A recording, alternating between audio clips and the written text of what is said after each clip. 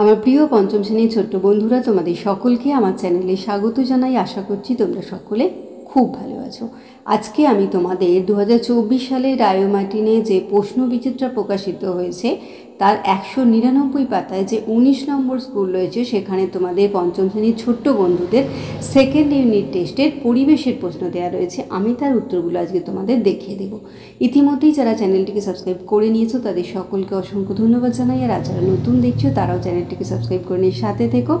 চলো তাহলে শুরু করছি। দেখো, একের দাগের বলা আছে শূন্যস্থান পূরণ করো। 1.1 গঙ্গা হলো, শূন্যস্থানে লিখবে নিত্যবহ নদী। 1.2 বঙ্গভঙ্গ আন্দোলন হয়েছিল 1905 সালে। 1.3 সুন্দরবনের সবচেয়ে বিখ্যাত প্রাণীর নাম হলো রয়্যাল বেঙ্গল টাইগার। 1.4 দার্জিলিংয়ে এটা লিখবে সিংহলীলা পর্বতশ্রেণী আছে। 1.5 কুলিক পাখিরালয় রায়গঞ্জে অবস্থিত। 1.6 মহানন্দা নদীর তীরে অবস্থিত, লিখবে ইংলিশ বাজার।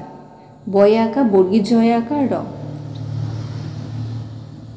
2 দাগের দেখো সঠিক উত্তরটি বেছে নিয়ে লেখো। 2.1 মাটির পুতুল ও সরপুরিয়া বিখ্যাত, এটা হবে কয়েরটা কৃষ্ণনগরে।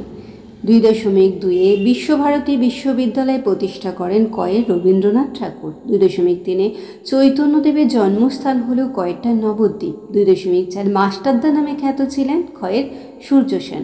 2.5 বিশ্ব পরিবেশ দিবস পালন করা হয় কয়েরটা 5ই জুন। 2.6 স্বাধীন ভারতের প্রথম প্রধানমন্ত্রী ছিলেন কয়েকটা জওহরলাল নেহেরু। এবার আমরা চলে যাব 4 দাগের। দেখো, নিচের প্রশ্নগুলির এক কথায় উত্তর দাও। 4.1 ধান কাটা ও ঝাড়াই আধুনিক যন্ত্রের নাম হলো, এটা হবে হারভেস্টার। 4.2 শিক্ষক দিবস কোন দিনটিতে পালন করা হয়? 5ই সেপ্টেম্বর। 4.3 একজন মহিলা স্বাধীনতা সংগ্রামীর নাম লেখো, লিখবে মাতঙ্গিনী হাজরা। 4.4 দেখো ডিভিসির পুরো নামকে লিখবে দামোদর ভ্যালি কর্পোরেশন। 4.5 একটি লুপ্তপ্রায় মাছের নাম লেখো ন্যাদোস। 4.6 কোথাকার চা পৃথিবী বিখ্যাত? দার্জিলিংয়ে। 4.7 প্লেগ রোগীদের কে সেবা করেছিলেন? ভগিনী নিবেদিতা। 5 দাগের দেখো নিম্নলিখিত প্রশ্নগুলির উত্তর দাও। 5.1 ধাপ চাষ কাকে বলে? এই উত্তরটা তোমরা পেয়ে যাবে তোমাদের যে পরিবেশ বই আছে তার 103 পাতাতে। দেখো, পাহাড়ি অঞ্চলে সিঁড়ির মতো জমি তৈরি করে চাষ হতো, আর এইভাবেই চাষ করাকে বলা হয় ধাপ চাষ।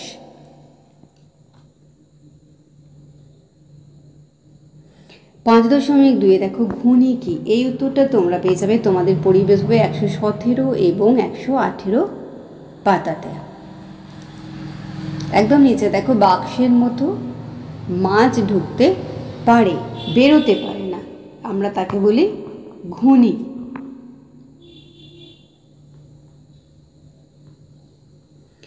5.3 দেখো পর্বতের মাথায় বরফ জমে কেন? এই উত্তরটা তোমাদের পরিবেশ বইয়ে তোমরা পেয়ে যাচ্ছ 67 পাতাতে।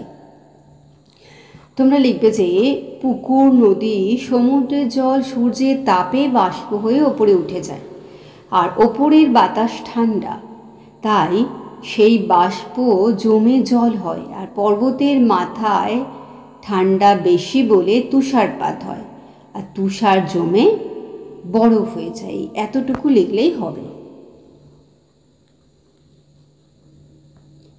পরের প্রশ্ন দেখো 5.4 ঠেসমূল ও শ্বাসমূল কাকে বলে?